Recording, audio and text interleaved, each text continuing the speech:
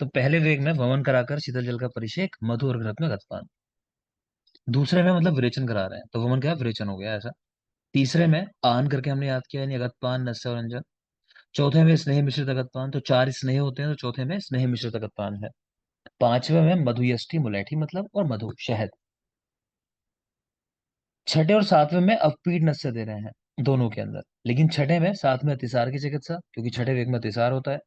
और सातवें वेग में सिर पर काकपद के आकार का चिन्ह बनाकर, ठीक है, रक्त मिश्रित मांस रखें। तो इसमें लॉजिक वो है कि सिर में लास्ट में विष चले गए हैं, तो ब्रेन ही है मेन, है ना, तो उससे विषों को निकालने के लिए काम कर रहे हैं कि मांस का टुकड़ा रख दिया तो उसके अंदर विष जो है वो चला आएगा, ऐसा कॉन्सेप्ट है। तो ये सातों वेग की चिकित्सा हो गई। आगे चलोगे चैप्टर नंबर 3, देखते हैं। चैप्टर का नाम जांगम विष विज्ञानी अध्याय। जांगम विष के 16 अधिष्ठान पढ़ ही चुके हो। ये 16 अधिष्ठान के नाम है।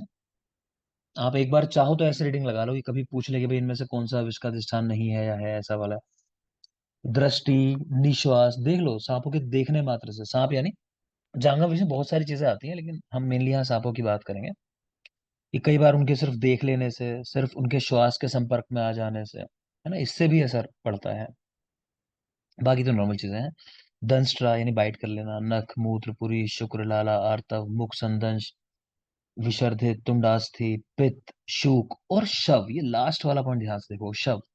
तो डेड बॉडी के अंदर भी विष होता है ना, कई बार की छिपकली गिर गई दूध के अंदर, बच्चों ने पी लिया, बीमार हो गए, मिड डे मील में ऐसा हो गया, तो इस तरह की घटनाएं सुनते हो, तो वो शव के अंदर भी विष होता है। दृष्टि, निश्वास और शव, इनको स्पेशली याद रखना। नंबर है 16। लूता विष के 7 अधिष्ठान बताए गए हैं। लूता संख्या कितनी थी, 16, 8 प्लस 8, 8 कृत साध्य, 8 असाध्य। विष के अधिष्ठान कितने हैं, 7। जितने विष के वेग पढ़े हम लोगों ने, स्थावर के भी जांगम के भी। विष दूषित जल, पहचान क्या है कि वहां पे रहने वाले जो भी प्राणी हैं उनकी मृत्यु हो जाती है। ठीक है, तो मंडूक, मत्स्य, मृगते, विहंगाचा, कि जो भी उसका पानी वानी पी रहे हैं, पक्षी, मंडूक हैं, मछलियां हैं, सबकी मृत्यु हो जाएगी। इसके शोधन के लिए कह रहे हैं सिद्धक का प्रयोग, भस्मांजलि की अंजलि भर के भस्म लेनी है इसकी बनाई हुई सिद्धक आदि द्रव्यों के साथ, ऐसा लिखा है, तो आपको कुछ याद नहीं करना, रहने दो। निरुक्ति लिखी है विष की कि विषाद उत्पन्न करता है। आप सिर्फ इतना कह दो कि भाई ये विष तुमने खा लिया गलती से, देखो लोग तुरंत ही वॉमिट करना शुरू कर देंगे, कुछ हुआ ना हो तब भी परेशान हो जाएंगे, विषाद हो जाएगा, है ना, तो विषाद उत्पन्न करे उसे विष कहते हैं। नेक्स्ट लिख रहे हैं कि अव्यक्त रस जल के समान। अच्छा, विष जिस द्रव्य का आश्रय लेता है स्वभावतः उसी द्रव्य के रस वाला हो जाता है। अच्छा, तो कह रहे हैं जल के जैसा है विष जो होता है, कि जैसे जल है कि जिस चीज में मिलाओगे या जिसमें रखोगे जिस पात्र में, उसके गुणों को ले लेगा, उसी तरह विष होता है। तो विष मेडिसिन का काम भी करता है, तो हम लोग देखते ही हैं बहुत सारे योग में हमारे वचना पड़ा हुआ है ना, तो वही बात यहाँ लिख रहे हैं। सर्पों में विष शुक्र के समान संपूर्ण शरीर में रहता है। ये पॉइंट याद रखोगे कि विष कहाँ रहता है, तो संपूर्ण शरीर में रहता है। हम आगे ये भी पढ़ेंगे कि उनकी दाढ़ होती है, मतलब उनमें रहता है, दांतों में मतलब रहता है, लेकिन रहता संपूर्ण शरीर में है, वहां से आके वहां इकट्ठा होता है, कह रहे हो वो तो संचय होने का स्थान है विष का, लेकिन आता पूरी बॉडी से है। ठीक, ऐसा ही शुक्र के लिए भी कहा गया है, ये भी याद रखना। चरक ने कीट को कहा कि वात और पित्त दोष की प्रधानता होती है कीट के अंदर। सुश्रुत नीचे देख पा रहे हो, उन्होंने कहा वात और कफ दोष की प्रधानता होती है। अभी मैंने आपसे कहा कि कीटों के अंदर ना स्वेदन नहीं कराते, मतलब विष के अंदर ही स्वेदन नहीं कराते, सिंपल सी बात यह है, विष उष्ण होते हैं। लेकिन सुश्रुत ने कीट विष में स्वेदन कराने को लिखा है, क्योंकि चाहे वात दोष हो चाहे कफ, दोनों के अगेंस्ट अच्छा काम करेगा स्वेदन। ठीक है, कीट वात कफज का है उन्होंने। चरक के कीट वात पित्तज है, तो वो नहीं कराते स्वेदन, याद रखोगे।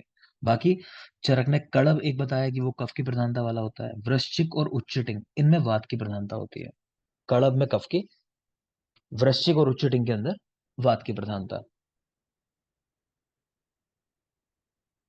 याद रखना, कड़ब के से नाम है तो कफज ही है, वृश्चिक वी से नाम है तो वातिक ही है, इतना तो बहुत सिंपल है। उच्चटिंग, कोई चीज ऊपर उठ रही है तो सोचो हल्की होगी ना, वात ही होगा, तो भी वात से। ठीक, तो इजी है, अगर नाम देखोगे ध्यान से समझ में आ जाएगा। चरक ने सभी विषयों में स्वेदन निषिद्ध किया है, वृश्चिक और उच्चटिंग को छोड़कर। तो चरक तो कराते ही नहीं और कहीं स्वेदन, कह रहे हैं बस वृश्चिक में और उच्चटिंग में करा सकते हो, जो वातज है, वृश्चिक और उच्चटिंग। और सुश्रुत ने सभी में मना किया है, बस कीट के अंदर कहा है कराने को, क्योंकि इनके कीट वात कफज होते हैं। आगे देखिए। सुश्रुत। सर्व विशेष उक्ता परिषेकस्तु शीतला मृतेषु नात्योष्णम बहुवात कफजम विषम। ये सभी विषयों में शीतल परिषेक करना चाहिए। ठीक है, लेकिन कीट विषयों में उष्ण हितकर है, लेकिन बहुत उष्ण ना हो, थोड़ा सा उष्ण हो, क्योंकि वो वात और कफ वाली कंडीशन है। स्वभावाद एव तिष्ठेत तु प्रहार दंशी और विषम। तो कह रहे हैं कि आ, नीचे हिंदी लिखिए देखो, बल्कि प्रहार और दंश स्थान को छोड़कर एक मुहूर्त में मांस काटकर भक्षण करना चाहिए। मतलब यह है कि आपने किसी एनिमल को मारा, जैसे आजकल तो मना है, पुराने टाइम में क्या होता था कि हंटिंग होती थी, है ना, हंटिंग का सीजन आता था, तो उसमें जानवरों का शिकार करते थे लोग, तो मारते थे उनको फिर खाया करते थे। तो वो कहना चाह रहे हैं कि जब आपने उसको मारा है प्रहार करके, तो एक मुहूर्त के अंदर उसका मांस जो है निकाल लो, मतलब वो स्थान छोड़ के जहाँ पे प्रहार हुआ है, अदरवाइज पूरी बॉडी में फैल जाएगा विष उसकी। ठीक है ना, तो ये याद रखोगे। विष भक्षण के लक्षण। ठीक है, सावातम गृह धूमाभम पुरुषम योति सारते। व्यक्ति ऐसा मल त्याग करेगा जैसे घर के धुएं जैसा, कह रहे हैं वर्ण का, है ना, पुरुषम योति सारते।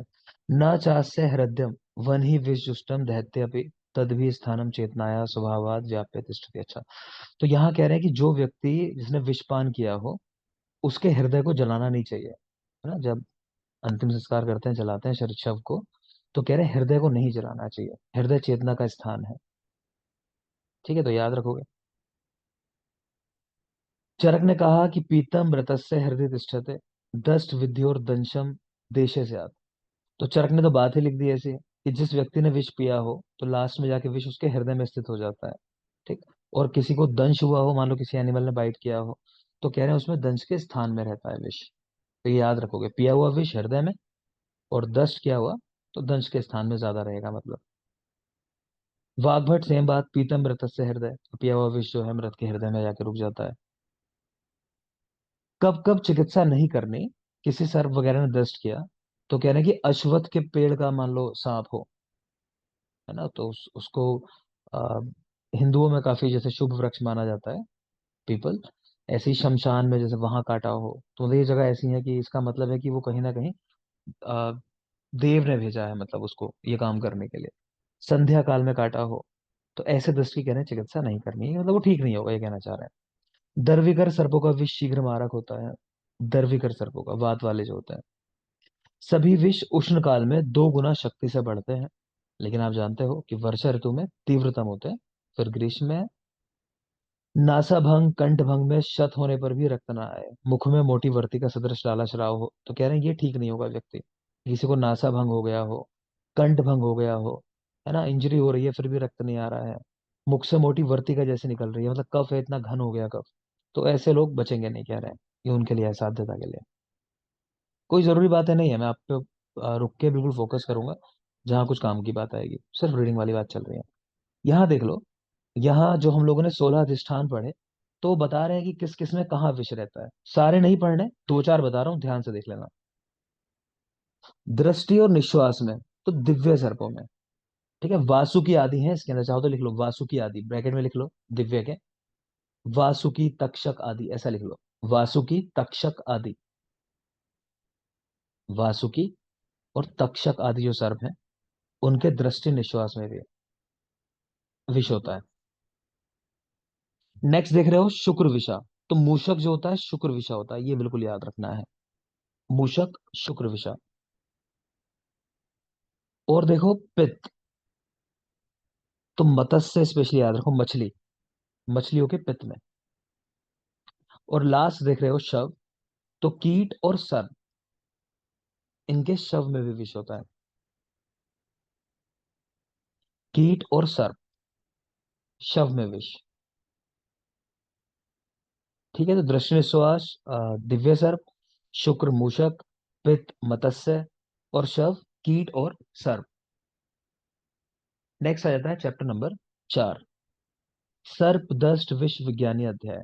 सर्पदष्ट विश्व विज्ञानी अध्याय। तो शुरू में लिखा है तक्षक आदि सर्प, यानी दिव्य सर्प जो होते हैं, तो कह रहे हैं इनमें कौन सा सर्प श्रेष्ठ है, तो वासुकी सर्प श्रेष्ठ है, वासुकी, ये इन सब में श्रेष्ठ है। सर्प 80 होते हैं, आपने देखा अभी।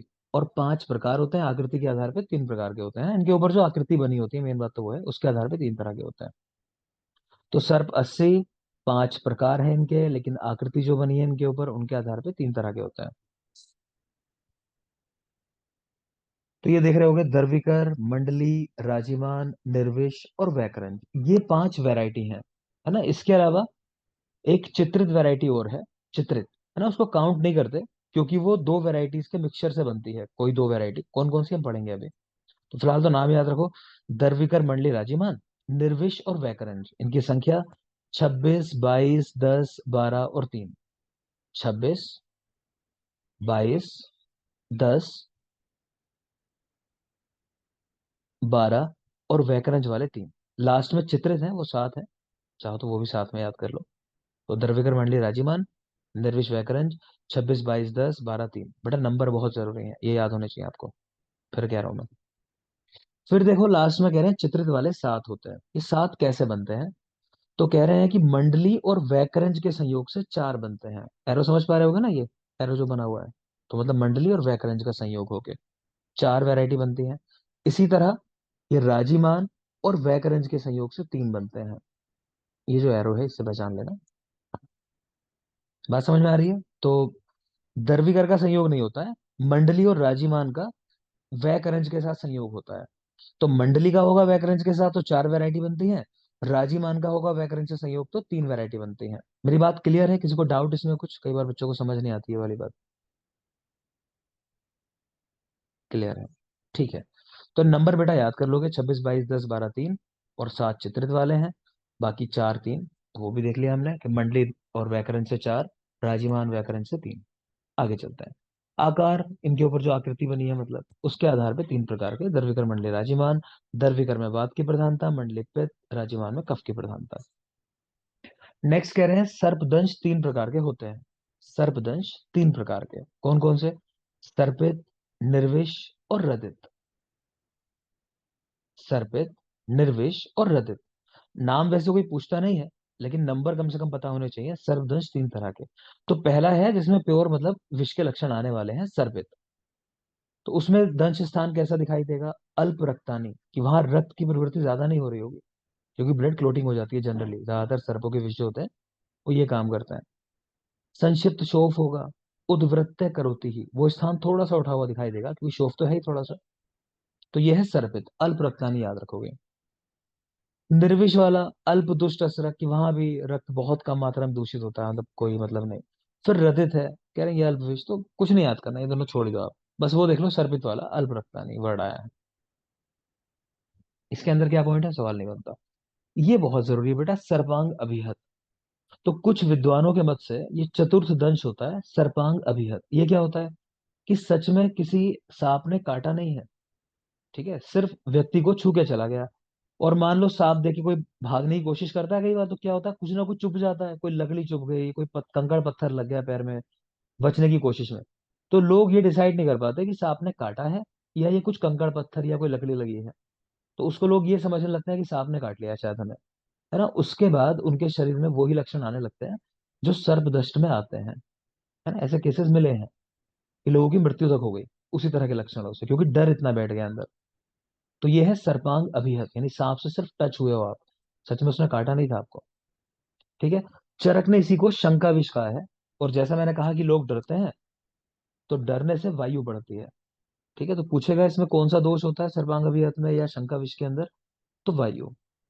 भाई कह रहे हैं शोफ भी होता है। तो चरक ने दिया शंका विष, सुश्रुत ने दिया सर्पांग अभिहत। सवाल पूछा जाता है, तो याद कैसे रख सकते हो, देखो सा से सुश्रुत, सा से सर्पांग अभिहत, ठीक है। वही सुश्रुत के सारे आंसर सा वाले होते हैं। तो सर्पांग अभिहत सुश्रुत ने दिया, शंका विष चरक ने दिया। अष्टांग संग्रह ने दोनों नाम दे दिए, सर्पांग अभिहत भी और शंका विष भी। अब क्योंकि रियल में तो कुछ हुआ ही नहीं है, तो चिकित्सा में भी क्या कर रहे हैं, सिर्फ आश्वासन से काम चल जाएगा। अगर व्यक्ति सत्व वाला होगा तो समझ जाएगा अच्छा कुछ नहीं है, ठीक है। तो आश्वासन चिकित्सा ही है। नेक्स्ट देखेंगे, दर्विकर, मंडली, राजीमान, इनकी पहचान क्या होती है, इनके ऊपर क्या आकृति बनी होती है। तो अच्छा एक बात और ध्यान रख सकते हो कि दर्विकर वाले जो है ना, इनको बोला जाता है फन वाले सांप जो होते हैं, जिनका फन होता है। ठीक है, मंडली में भी फन होता है लेकिन मंडलाकार फन होता है, तो फन जैसा दिखता नहीं है। अगर शेप राउंड हो जाए, मंडल बन जाए, ठीक है, तो इसको नहीं फन वाला कहा जाता, दरवीकर को कहा जाता है फन वाले सांप। तो अगर फन वाले सांप कहे तो दरवीकर समझना है आपको। कभी पूछ ले कि फन वाले सांपों में किस दोष की प्रधानता होती है, तो वात की। क्लियर। तो चक्र, हल, छत्र, स्वस्तिक, अंकुश चिन्ह, इस तरह की कुछ आकृतियां बनी होती हैं, देख लेंगे सिर्फ। फन युक्त होता है, ये जरूरी बात है। तेजी से चलने वाले होंगे क्योंकि वात वाले हैं, शीघ्रगामी। ये दिन के समय विचरण करते हैं, दिन में घूमते हैं अपना शिकार विकार करने के लिए। फिर आगे मंडली वाले, तो इनके मंडल चित्रित, मंडल बने हैं, राउंड वाली शेप बनी हुई है। मंदगामिना, हल्के चलते हैं। ज्वलन, अर्क, संप्रभा, क्योंकि पित्त की प्रधानता है, तो ज्वलन, अर्क यानी सूर्य, इनके समान आभा वाले होते हैं। कह रहे प्रारंभ के 3 प्रहर और रात्रि में विचरण करते हैं। रात्रि के प्रारंभ के 3 प्रहर जो है, कह रहे हैं उनमें घूमते हैं। प्रारंभ के 3 प्रहर रात्रि में विचरण करते हैं। समझ गए, शुरू के 9 घंटे में समझ लो। नेक्स्ट आगे राजिमान, तो स्निग्ध होंगे, कफ वाले हैं, और रात्रि के पश्चिम यानी अंतिम प्रहर में विचरण करते हैं, यानी बिल्कुल सुबह सुबह के टाइम में जो सांप घूम रहे होंगे वो ये वाले हैं राजिमान। तो दरविकर नाम ही है दरविकर, तो दरविकर और डे टाइम मतलब दिन में घूमने वाले। मंडलीकर, मंडली मतलब रात्रि के पहले 3 प्रहर में, और राजिमान रात्रि के पश्चिम प्रहर यानी सुबह के टाइम बिल्कुल तब घूमते हैं। क्लियर। आगे चलें। जाति के आधार पर, है ना, सांपों की भी जाति है। ब्राह्मण, क्षत्रिय, वैश्य, शूद्र। ठीक है, ब्राह्मण, क्षत्रिय, वैश्य और शूद्र। तो ब्राह्मण वाले, तो मुक्ता, रौप्य प्रभा, कपिला, सुगंधया, सुवर्ण आभा। तो कैसे होंगे देखने में? मोती जैसे, चांदी जैसे, कपिल वर्ण, सुगंधित होंगे, सुवर्ण के आभा वाले होंगे। क्षत्रिय वाले, स्निग्ध वर्णास्तु, भ्रश कोपी, इसको याद रखोगे, भ्रश कोपी, जल्दी गुस्सा आता है ना, जैसे क्षत्रिय का कैरेक्टर कहते हैं, लड़ाई झगड़ा जैसे। तो वो तो भ्रश कोपी। सूर्य चंद्रमा की आकृति, है ना, तो ऐसे वंश भी मिलते थे पुराने टाइम में कि सूर्य वंश को हम प्रतिनिधित्व करते हैं, सूर्य वंश का, है ना, या चंद्र आकृति। जैसे मेरा ही है, तो मेरा गोत्र चांग है ना, तो उस तरह सोच लो कि क्षत्रिय तो सूर्य है, चंद्र आकृति के। नेक्स्ट है वैश्य, तो कृष्ण, वज्रनिभा, धूम्र, पारावत, इन वर्ण वाले। ये ध्यान रखना आप, ये वज्रनिभा और ये पारावत वाला। ऊपर भ्रशकोपी, ये जरूरी है, क्षत्रिय वाले में भ्रशकोपी याद रखना, और वैश्य वाले में वज्रनिभा और पारावत निभाषा। कबूतर जो होता है पारावत, जंगली कबूतर। शूद्र में महिष, दीपी वर्णा और भिन्न वर्णश्चा। दीप यानी रंग बिरंगा कह लो आप, चितकबरा टाइप। और भिन्न वर्णा की अलग अलग रंगों वाला, उस तरह की बात कर रहे हैं। तो बाकी जरूरी नहीं है, मैंने कहा क्षत्रिय में भ्रश को भी याद रखना, और वैश्य में वज्र निभा और पारावत निभा। अवस्था विशेष में सर्पों में विष का प्रकोप, तो दर्विकर, मंडली, राजीमान। दर्विकर सर्प तरुण अवस्था में ज्यादा विष वाले होते हैं, यानी अर्ली एज के अंदर, जब बच्चे होते हैं कह लो। मंडली वाले वृद्धावस्था में, और राजीमान मध्यम अवस्था में। ठीक है, तो क्रम वैसे नहीं है जैसे हम याद कर रहे हैं। हम याद कर रहे हैं दरवेकर, मंडली, राजीमान, लेकिन यहाँ क्रम ऐसा नहीं है कि तरुण, मध्यम और वृद्धावस्था होता। यहाँ कैसे है? तरुण, फिर वृद्धावस्था और लास्ट में मध्यम अवस्था है। लेकिन वाग्भट ने, उन्होंने इसी क्रम में लिख दिया है, तो उनका देखोगे सामने, तरुण अवस्था, फिर मध्यम अवस्था, फिर वृद्धावस्था। ठीक है, तो जैसे हम लोगों ने देखा था, दोषों के संचय, प्रकोप, प्रशमन, आकाश, आचार्य, चरक, वात का संचय कब होता है? बात- वर्षा। कफ का? नहीं, प्रकोप। हाँ, बसंत में। सब गड़बड़ कर रहे हो। मैं संचय पूछ रहा हूँ, दोनों नहीं, गलत अभी बताया। तो हाँ, ये तो बेसिक है, इसको नहीं गलत कर सकता। मंजिता, दोनों सवाल के जवाब हाँ दे जी दो। सर। वात का संचय और कफ का संचय। शुरुआत का संचय ग्रीष्म ऋतु में होता है, और हम्म। कफ का संचय शिशिर ऋतु। फिर वही गड़बड़ की। कफ का संचय हेमंत ऋतु में होता है। सर वाग्भट ने शिशिर बताया। ठीक है, तो यही बात मैं कहना चाह रहा था कि वहां भी जैसे चरक ने ये किया है कि हेमंत के अंदर कफ का संचय बताया है, फिर शिशिर छोड़ के वर्षा, माफ करें, शिशिर बसंत, बसंत के अंदर कफ का प्रकोप लिखा हुआ है। तो वाग्भट ने वहां क्या कर दिया कि बसंत के जस्ट पहले वाले ऋतु यानी शिशिर के अंदर कह दिया कि कफ का संचय होता है, हेमंत ना कह के शिशिर कह दिया वाग्भट ने। ठीक, ऐसे यहाँ भी इन्होंने क्रम कर दिया कि तरुण, मध्यम, वृद्धावस्था। इसी तरह स्नेहन में देखते हो कि हम लोग देखते हैं कि संशोधन के लिए स्नेह की कौन सी मात्रा यूज कराते हैं, बोलो चरक। मध्यम मात्रा। ठीक मध्यम है, मात्रा। तो संशोधन में मध्यम और शमन में प्रधान मात्रा कराते हैं, लेकिन वाग्भट ने वहां भी इसको ठीक किया कि नहीं भाई, संशोधन में प्रधान कराओ और संशमन के लिए मध्यम मात्रा कराओ। तो ऐसे ही मतलब मेरा मतलब करेक्शन से ये है कि जो हम सोचते हैं कि ऐसा होता काश तो आसान हो जाता या ये बेहतर लगता, इजी हो जाता, तो वाग्भट वो काम कर देते हैं। तो यहाँ भी ऐसा ही किया है, तरुण अवस्था, मध्यम अवस्था, वृद्धावस्था। ठीक है, प्लस टाइम भी बता रहे हैं कि दर्विकर वर्षा काल में, क्यों? क्योंकि वात है, वात का प्रकोप वर्षा में होता है। जो आकाश ने शायद जवाब यहाँ से दिया, मुझे लगता है बात का, ये पढ़ के वर्षा सामने। ठीक है, ये नहीं पूछ रहा था मैं। फिर देख रहे हो मंडली, तो मंडली को कह रहे हैं कि शीतकाल में। ये रिलेट नहीं होता है मंडली, क्योंकि पित्त की प्रधानता होती है, लेकिन शीतकाल में इनका विष ज्यादा बढ़ता है, ध्यान रखना। शीतकाल में मंडली। और तीसरे हैं राजिमान, तो इनका ग्रीष्म ऋतु में ज्यादा विष का प्रभाव होता है। तो वर्षा, शीत और राजिमान का ग्रीष्म ऋतु में। जो विजातीय सर्प हैं, मतलब मिले जुले सर्प हैं, तो उनका कह रहे हैं ऋतु संधियों के टाइम में, जब ऋतु संधि होती है, वो 14 दिन का टाइम जो होता है। ठीक है, तो विजातीय सर्प ऋतु संधि में अधिक विष वाले होते हैं। क्लियर? तो याद हो गया होगा, उम्मीद करता हूँ, आसान चीज है, कुछ खास है नहीं। सर्प का अल्प विष होना, कह रहे हैं सांप कई बार किसी को बाइट कर रहा है, आप जानते हो कि हाँ ज्यादा विष वाला होता है, लेकिन फिर भी उतना इम्पैक्ट नहीं आया, क्यों ऐसा होता है? तो उसका जवाब दे रहे हैं कि कई बार नेवलों से लड़ाई हो जाती है सांपों की, है ना, नकुला कुलिता। कई बार सांप की आयु ही कम है, कई बार वो पानी में तैर के आया भी, कई बार क्रश हो सकता है अभी उसने त्वचा अपनी त्यागी हो, या बूढ़ा हो, या डरा हुआ सांप हो। तो वो सारी कंडीशन जिसकी वजह से सांप अल्प विष वाला होता है। नेक्स्ट है सर्पों की पहचान कैसे करोगे, कि मेल है, फीमेल है, नपुंसक है ना, पता तो हो कम से कम कौन काट के चला गया। तो पुरुष सर्प ने काटा है, कैसे पहचानोगे? तो कह रहे हैं कि महानेत्र होगा इनका, जीवा बड़ी होगी, आस्य, सिर में सब, शरीर पूरा बड़ा है कहने का मतलब, तो पुरुष सर्प है। स्त्री वाला, सूक्ष्म नेत्र, जीवा, आस्य, सर्प, तो ये छोटे। तो पुरुष बड़े, स्त्री सर्प छोटे होते हैं। नपुंसक वाले कह रहे हैं दोनों के मिले जुले लक्षण होंगे, मंद विष होगा उसका, वो क्रोध नहीं आएगा उसको, वो नपुंसक सर्प है। नेक्स्ट चलोगे, विष आशुकारी होते हैं, तेजी से काम करते हैं।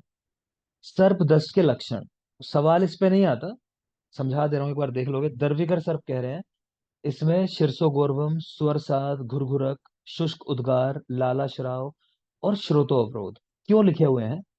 कि देखो दर्विकर सर्प वात वाले होते हैं, वात की वजह से लाला श्राव मिलना या श्रोत्सों का अवरोध हो जाना जनरली नहीं मिलता। इसी तरह ये घुरघुरक, कि जब कफ वगैरह भर जाता है फेफड़ों में तब ऐसी आवाज आती है, तो ये भी जनरली वात का कैरेक्टर नहीं है। तो ये कैरेक्टर यहाँ मिल रहे हैं, ध्यान से देख लोगे, शीर्षो गौरव देख पा रहे होगे, तो सारे कफ वाले कैरेक्टर हैं वात के अंदर, इसलिए मैंने लिख दिए हैं, बाकी सवाल नहीं आता कभी। मंडली देख रहे हो, शोथ और दंश कोथ, कि दंश स्थान सड़ने लगेगा, शोथ होगा। नेक्स्ट है राजीमान, रोमहर्ष, श्वेतो घुरघुरकम यहाँ भी है, उच्छ्वास, निरोध और तमह प्रवेश। तो बाकी कोई नहीं याद करना आपको, आप ये याद कर लोगे बस कि दर्विकर में कब वाले कैरेक्टर मिलते हैं, वात वाले में कब वाले कैरेक्टर हैं, लाला श्राव, श्रोतो अवरोध और घुरघुरक। ठीक है, नेक्स्ट चलेंगे। एक तो हो गया कि ये पहचान लिया भाई कि मेल सर्प है, फीमेल सर्प है। अब उसमें भी वैरायटी हो सकती है, मान लो फीमेल सर्प है, डॉक्टर और ज्यादा डीप पूछने लगे कि वो सांप प्रेग्नेंट तो नहीं थी, है ना, उसकी सूती का अवस्था तो नहीं थी, भूखी तो नहीं थी जिसने काटा तुमको, तो कैसे बताओगे? तो वो सारे कैरेक्टर भी हैं। तो पुरुष सर्प दस जो होगा व्यक्ति, वो ऊपर की ओर देखेगा। तो खैर डॉक्टर को पहचानना है, तो पेशेंट को नहीं पहचानना। तो पुरुष सर्प से काटा हुआ है तो बड़े घमंडी सा लगेगा देखने में, ऊपर की ओर देख के चल रहा होगा, तो पहचान लोगे अच्छा ये पुरुष सर्प से कटवा के आया है। ठीक है, स्त्री सर्प ने काटा है तो नीचे की ओर देखेगा बेचारा, थोड़ा शर्माता हुआ सा आएगा कि वो सर्प काट लिया सांप ने, है ना। शिरश्च उत्तिष्ठन्ति ललाटे, माथे पे स्नायु भर के आ जाएंगे। तो शर्मा के आए तो स्त्री सर्प है, मतलब नीचे की ओर देख के चला रहा है, तो ऊपर देख के चला रहा है तो मेल, नीचे देख के चला रहा है तो फीमेल सर्प से कटवा के आया है। नपुंसक तिर्यक प्रेक्षी, तिरछे देखेगा, सामने बात ही नहीं करेगा, आई कॉन्टेक्ट नहीं बनाएगा, है ना, तिरछे देख के बात करेगा, तो नपुंसक सर्प।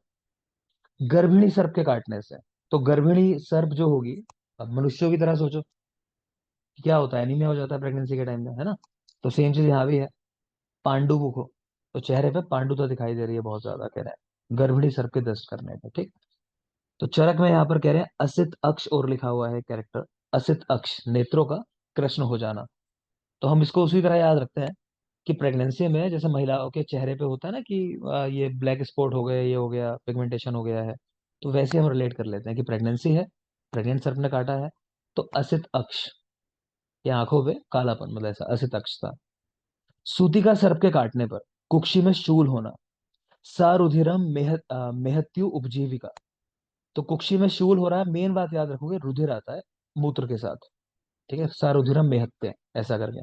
उपजीविका रोग हो जाता है। चरक ने जृंभा और क्रोध एक्स्ट्रा बताए हैं, जृंभा और क्रोध। तो मेनली सूतिका में याद रखना है आपको, मूत्र में रक्त का आना, ये मेन बात है, ठीक है। बाकी जृंभा क्रोध भी है, वो भी देख लेंगे, जृंभा क्रोध चरक का।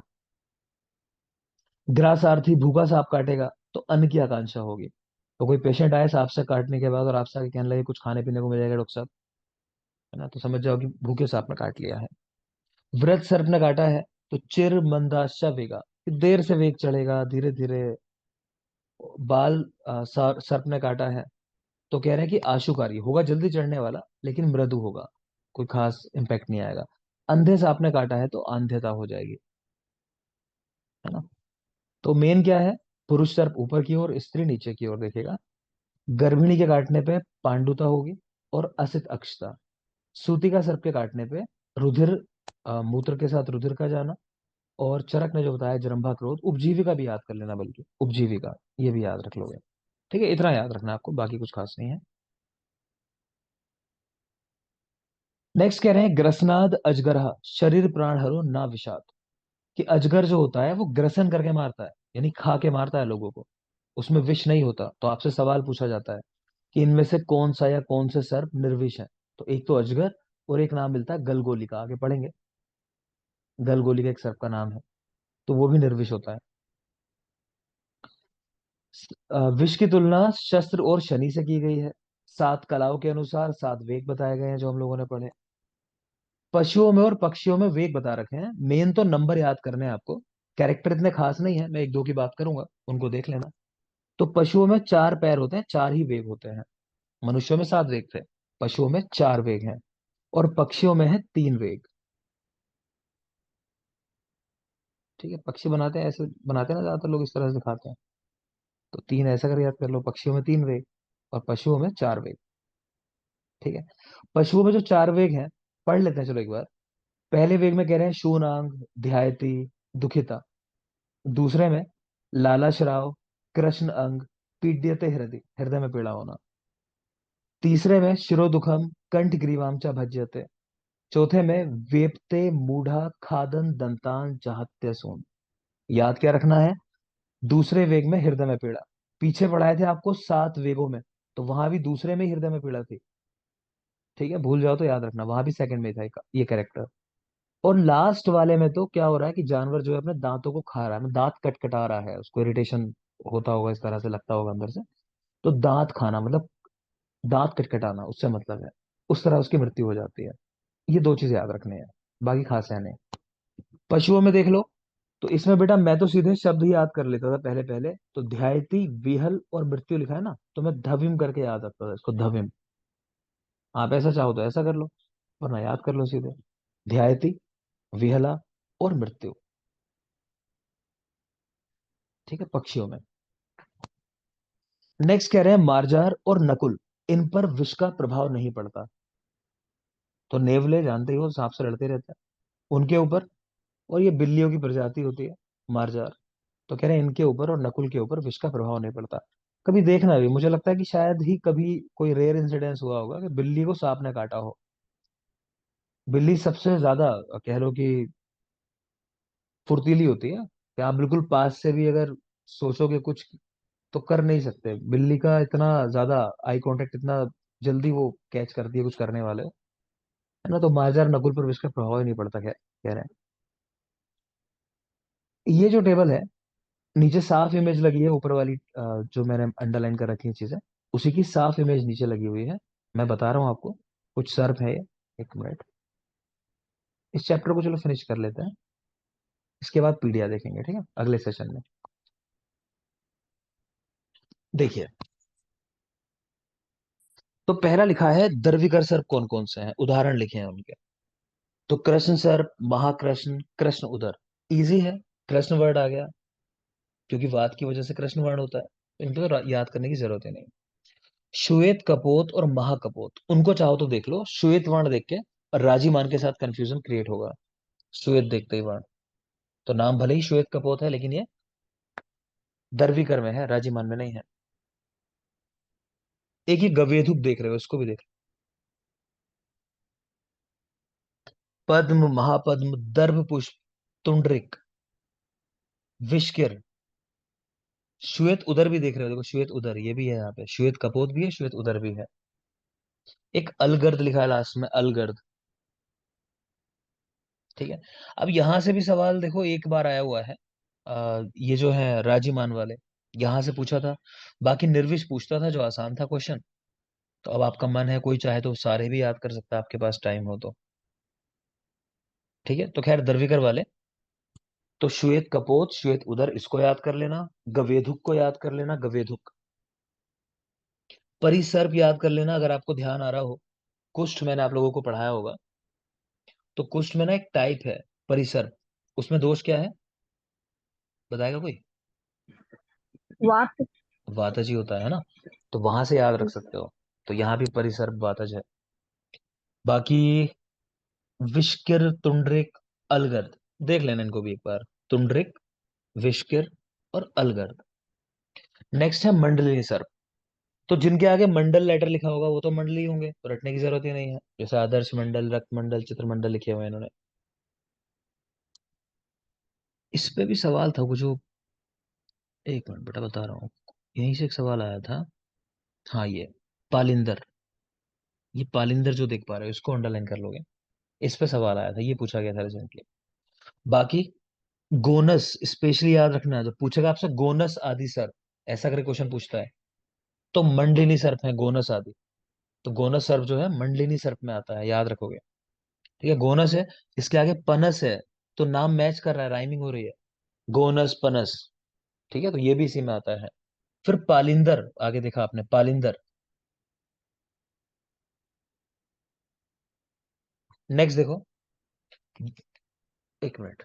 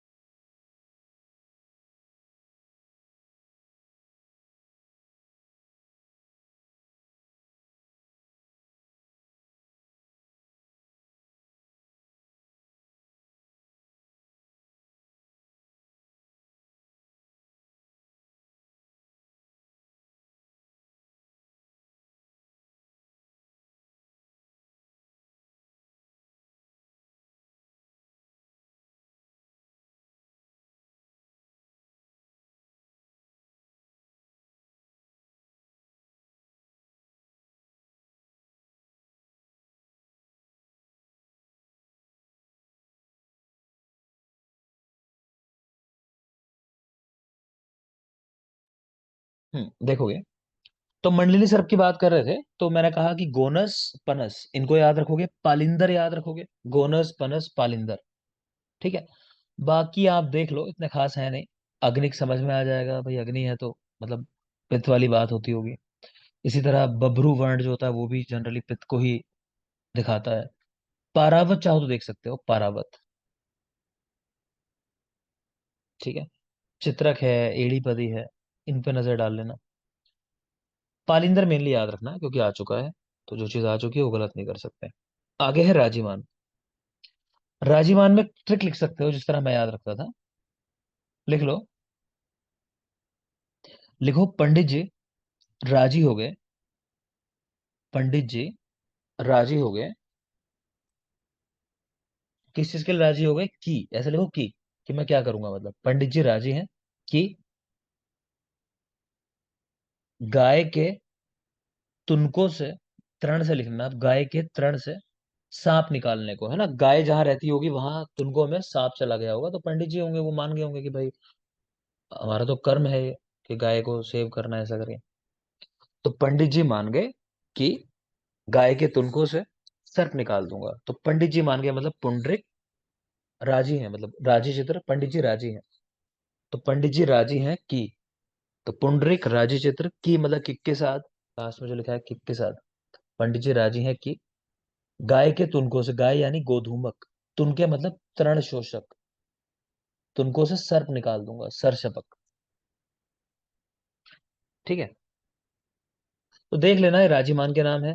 और निर्विष वालों में दो ही कहे थे आपसे मैंने, अजगर और गलगोली, जो यहाँ लिखे हुए हैं, अजगर गलगोली। ये अजगर है और ये रहा गलगोली। शूक पत्र भी चाहो तो देख लो, चलो। ठीक है, आगे चलेंगे।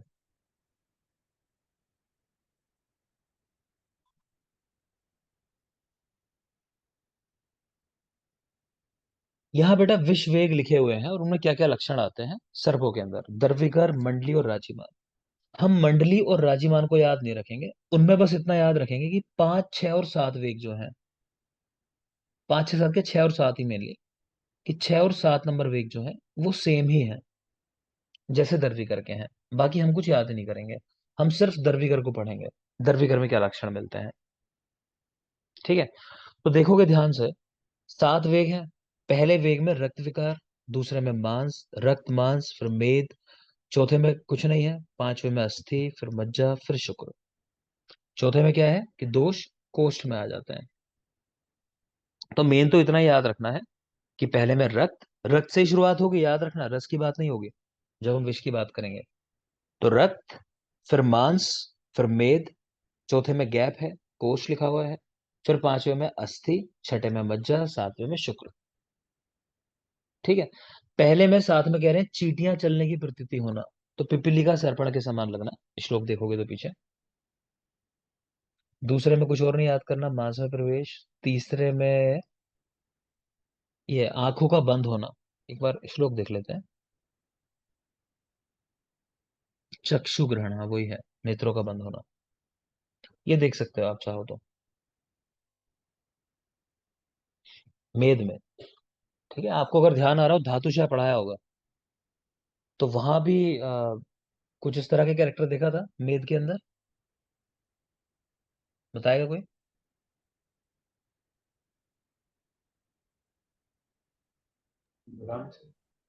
कटी शून्यता। मेद में कुछ चक्षु का पॉइंट नहीं था, चक्षु वाला पॉइंट भी था ना कुछ, मुझे ध्यान आ रहा है, चक्षु निर्मिलन या कुछ ऐसा था वहां पे, नहीं था? चलो देख लेना, मुझे ब्रह्म। तो। हाँ बेटा, हो सकता है मुझे गलत ध्यान आ रहा हो, पर मुझे लग रहा है कुछ तो ऐसा देखा था हमने, मेद में कहीं तो देखा है। मेद अक्षग्लानी, अक्षणोग्लानी। है ना, अक्षरोग्लानी, ठीक है। जी जी। है ना, तो मैं वही कहना चाह रहा हूँ, तो यहाँ भी मेद के अंदर ही देख पा रहे हो आंखों वाला कैरेक्टर जो है, आंखों का झपना और आंखों का बंद होना। पांचवें में लिखा है कोष्ठ में प्रवेश कर जाते हैं दोष, छठे में अस्थि में प्रवेश, पांचवे में, छठे में मज्जा, ग्रहणी की दृष्टि, बेटा इस पे सवाल आता है, ग्रहणी की दृष्टि। अभी आपने पीछे भी देखा था कि छठे में अतिसार होता है ना, तो उससे रिलेट कर सकते हो, अतिसार यहाँ भी लिखा हुआ है, ग्रहणी की दृष्टि। और सातवें में शुक्र धातु में प्रवेश, शुक्र दोष। बाकी मंडली राजिमान सेम ही है। अगला सेशन ब्रेक के बाद लेंगे, पीडिया पढ़ेंगे, पीडिया स्टार्टिंग से लेंगे, जो पहले वाले नोट्स हैं हमारे।